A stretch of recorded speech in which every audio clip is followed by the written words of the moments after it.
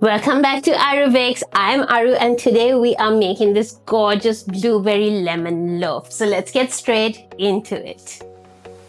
I've got a bunch of blueberries that has been sitting in my fridge for absolute ages now. They're looking a little bit sad, so I thought I will turn it into a nice blueberry lemon loaf cake. To make the cake, start off by sifting your flour. Get yourself a large bowl, a sieve, and then add your flour in. To this, I'm going in with 1 teaspoon baking powder.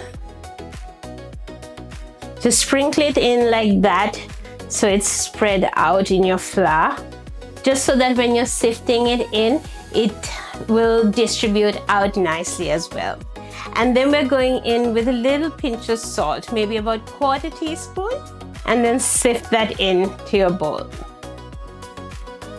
Okay, that's done.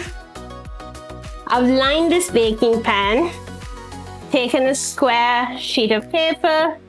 I've cut some slits in it so that it fits perfectly into our baking pan like this. Set that aside. And then preheat your oven to 170 degrees Celsius. So that's all of the basic prep work done. Now let's start on the actual cake batter. Into the bowl of your stand mixer, add in the sugar. To this, we're adding in the zest of 1 whole lemon. Make sure not to peel the white bit of the lemon, just to get that yellow bit, because the white bit has a bit of a bitter taste to it. So you want to avoid that and just gently peel just the outside bit, the yellow bit, where all the flavor is. This will give your sugar and your batter like the most amazing aroma. And then just use your fingertips and rub the sugar and the lemon together. This helps to release all of those oils in the lemon zest. Oh, it's smelling so nice already. Into this bowl, we're going in with the butter. Now, I always use salted butter because I like the depth of flavor that salted butter brings into baked goods, but that it's room temperature. So keep it out about half an hour before you're ready to bake, so that your butter is nice and pliable. That way it mixes so much nicer with the rest of the ingredients, giving you that very, very luscious batter. Into this, go in with a little bit of vanilla bean paste, maybe about 1 teaspoon. If you don't have vanilla bean paste, you can just use vanilla essence as well. We're using 3 large eggs for this. Crack it into a jug. And I always like to give it a quick mix with a fork just to break up the egg yolks and make sure everything is nicely mixed together. Use a paddle attachment. And then let's get this batter beating. Start off on a low speed just to get the ingredients combining together, and then we can increase the speed to medium. This has been beating for about a minute or so on a low speed. The sugar and the butter and the vanilla has just started to combine. So let's just scrape the bowl down. If you guys have been following me for a while, you know that I stress so much about the importance of scraping the bowl down as you're making a cake batter, just to make sure there are no lumps of sugar, butter, or any of the ingredients left at the bottom of your bowl. So just scrape it down, make sure everything's getting nicely evenly mixed through. And now we can go in on a medium speed. Let this mix for about maybe 2 to 3 minutes until your butter and your sugar has combined and it's pale and fluffy before you start adding your eggs in. Start by pouring in the tiniest amount of egg, maybe the equivalent of like 1/4 of an egg, just to get the batter going. Let that beat in, let that get nice and fluffy before going in with the next lot of egg. So we've added about the equivalent of 1 whole egg now. Let that beat in for at least a minute or 90 seconds until it gets nice and pale and fluffy. It's looking good, you guys, but let's scrape this down one more time. So you'll be able to see when you're scraping this down that there's still fairly big pieces of sugar left in this batter. So we'll let this beat a little while longer before adding in more egg. Because what happens is if you add in too much egg at the start, then your butter and sugar don't get a chance to kind of beat together and become really creamy and light and fluffy. These are little tips and tricks I have learned along the way from running a bakery for like almost 1.5 decades. Let's go in with a little bit more egg. Again, maybe about half an egg's worth, and let that beat into our batter. Go in with a little bit more. You can see that it's now starting to be nice and like creamy and beautiful. Okay, just before we add in the last bit of egg, just give the bowl one more scrape down. Okay, this is looking really nice. Almost all of the sugar has now melted into this batter. And now we can mix this on a slightly higher speed, maybe for about another 30 seconds, and then we'll go in with the last bit of egg. Give your flour a quick mix just to make sure that everything is nicely evenly distributed. And then we're going to go in with about 1 big spoonful at a time. Sprinkle this in lightly on top of your batter. And then fold this in gently. Now, I am someone who honestly personally prefers folding in the flour into your wet ingredients because I find that's the best way to get a nice, light, fluffy cake. But if you can't be bothered, you can always do this with the paddle attachment in your mixer. So fold this in, just kind of scoop the batter up like this from the bottom onto the top. But be gentle, be very light-handed, because you don't want to knock out too much of the air that we beat into the wet ingredients. As most of the flour is incorporated in, then we go in with the next spoonful. Think of it as a good arm workout. Just make sure there's no lumps of flour at the bottom of your mixer. Okay, and then add in the last bit of flour. Fold that in.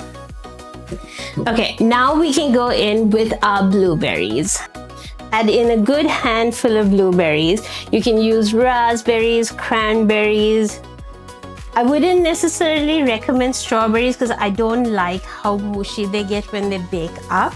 But blueberries, raspberries, cranberries, peaches, they all work amazing in a cake batter like this. Okay, gently fold in these blueberries. Okay guys, that is our cake batter done. Get your baking pan. Always dab a little bit of your cake batter on the sides of your baking pan just to help your baking paper stick to it. Pop that in. Make sure it's nice and snug. And make sure it's all the little flaps, make sure that they're sticking nicely so that they don't fold over and bake into your cake as your cake is baking. And then just pour your cake batter into your pan.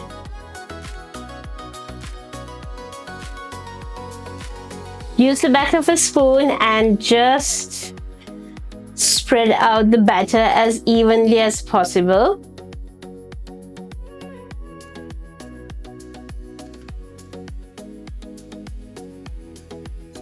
And then we sprinkle a few more blueberries on top. The cake is ready now to go into the oven. Pop that into your preheated oven and then we'll check back on it in about maybe 15 minutes. This has been in the oven now for about 20 minutes. You can see that it's starting to bake up, but it's still a little bit wobbly in the middle. So I'm going to turn this around just to help it get an even bake. While our cake is baking up, let's make a nice little lemon syrup to pour over this. Start off with the lemon that we peeled earlier for the zest.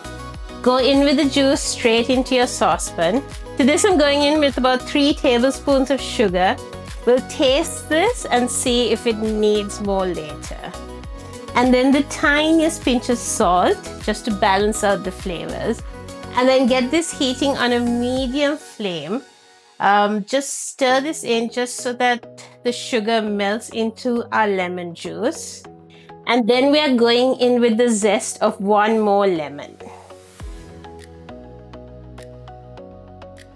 And then to this, I am going to go in with about 50 milliliters of water. Stir everything together and let this reduce down till it's a bit of a syrupy consistency. Actually, I'm just gonna taste this. Ooh. This will take maybe 5 to 7 minutes or so. So this is now reduced down to about half the quantity. It's still quite thin, but like syrupy enough for my liking, because we want this to soak into that cake as well. So kill the heat and let this cool down ever so slightly until your cake finishes baking. Ooh, this is starting to look really nice now.